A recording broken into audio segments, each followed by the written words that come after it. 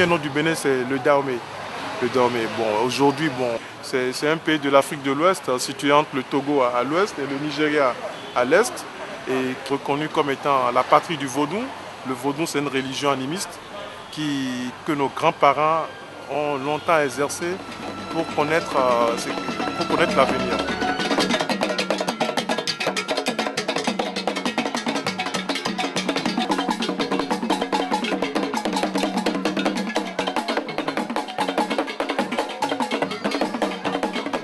La religion dominante des Béninois est l'animisme.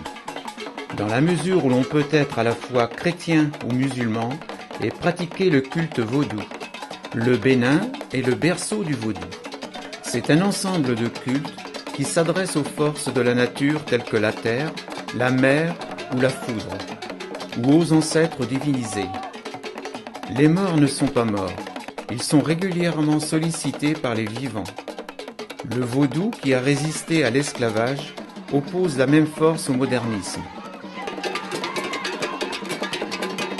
Le Sangbeto, ou gardien de la nuit, est un esprit vaudou chargé de veiller sur le sommeil des habitants et d'éloigner voleurs et mauvais esprits. Esprit caché sous un costume de paille, semblable à une botte de foin, tournant sur lui-même, il sort généralement la nuit, accompagné de ses initiés. Traditionnellement, les Sangbeto faisaient office de policiers, avant la mise en place de la loi officielle. Ils sortent aussi le jour pour des festivités, deuil d'un initié ou d'une haute personnalité du village. On dit que sous la paille se trouve un homme en état de transe, ce qui permet à leur corps d'être habité par les esprits. Toutefois, lorsque le gardien retourne le Sangbeto, on n'y voit jamais d'humain, mais plutôt un lapin, un petit crocodile ou un canard. C'est un spectacle impressionnant qui démontre le caractère mystique et unique de ce phénomène, dont seuls les adeptes et les initiés détiennent le secret.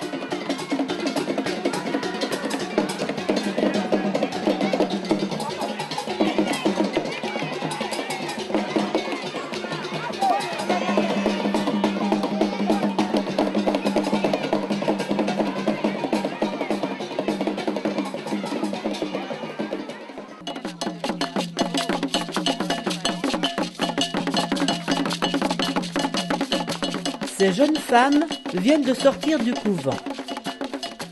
Bon nombre de Béninois sont des initiés, qui ont passé de longues périodes dans des couvents, reclus et coupés du monde, pour recevoir, en tant que disciples, les leçons d'un maître, afin de devenir des futurs prêtres et prêtresses vaudou.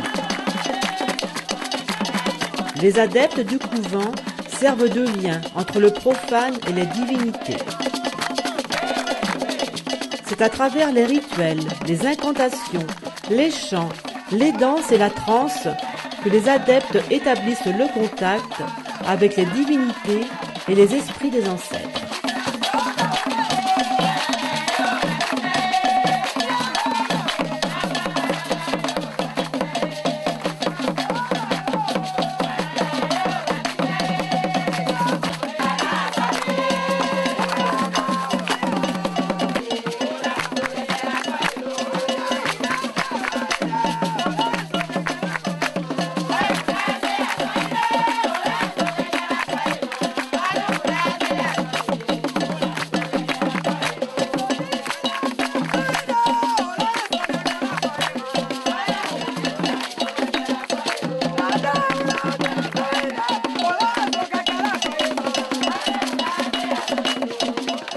Legba est une divinité populaire.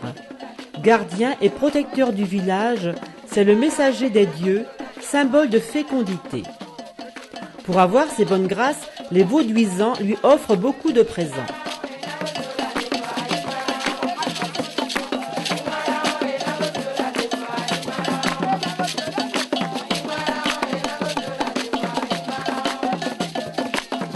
La qualité de la cérémonie dépend de la bonne volonté de Legba. Il est craint, mais il est indispensable pour rencontrer les dieux et obtenir leur protection contre les maladies et la misère.